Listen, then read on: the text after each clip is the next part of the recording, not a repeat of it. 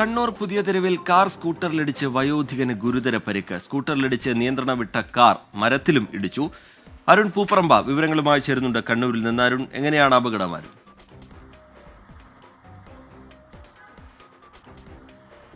റിജിത്ത്, ദേശീയപാതയിൽ കണ്ണൂർ പുതിയ തെരുവിൽ ഇന്ന് രാവിലെ 6 മണിയോടെയാണ് ഈ അപകടമുണ്ടായത്. കണ്ണൂർ വിമാനത്താവളത്തിൽ നിന്നും കാഞ്ഞങ്ങാട്ടേക്ക് പോവുകയായിരുന്ന ഇന്നോവ കാറ് കണ്ണൂർ ഭാഗത്തേക്ക് വരികയായിരുന്ന വയോധികൻ സഞ്ചരിച്ച സ്കൂട്ടറിൽ ഇടിക്കുകയായിരുന്നു. അതിൽ ഈ ഇന്നോവ കാറിൻ്റെ ഓപ്പോസിറ്റ് ഒരു ബസ് വന്നു. അതിനിടയിൽ വെട്ടിച്ച് മാറ്റുന്നതിനിടെ സ്കൂട്ടറിൽ ഇടിച്ചു എന്നതാണ് ഈ കാർ യാത്രികർ പറയുന്നത്. ഈ സ്കൂട്ടർ ഓടിച്ചിരുന്ന വയോധികന് ഗുരുതരമായി തന്നെ പരിക്കേറ്റിട്ടുണ്ട്, തലക്കുൾപ്പെടെ പരിക്കേറ്റിട്ടുണ്ട്. ഇപ്പോൾ കണ്ണൂർ AKG ആശുപത്രിയിൽ ചികിത്സയിൽ തുടരുകയാണ്.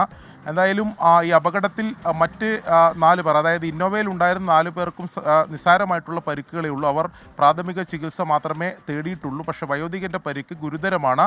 ഇതാരാണ് എന്ന കാര്യത്തിൽ ഇപ്പോൾ തിരിച്ചറിഞ്ഞിട്ടില്ല എന്നതാണ് പോലീസ് പറയുന്നത്. അതുമായി ബന്ധപ്പെട്ട വിവരങ്ങൾ ശേഖരിച്ചു വരികയാണ് എന്നതാണ് പോലീസ് ഈ ഘട്ടത്തിൽ പറയുന്നത്. കാർ സ്കൂട്ടറിലിടിച്ചാണ് അപകടം ഉണ്ടായിരിക്കുന്നത്. വയോധികന്റെ പരിക്ക് ഗുരുതരമാണ് എന്നുള്ളതാണ് പുറത്തുവരുന്ന വിവരം.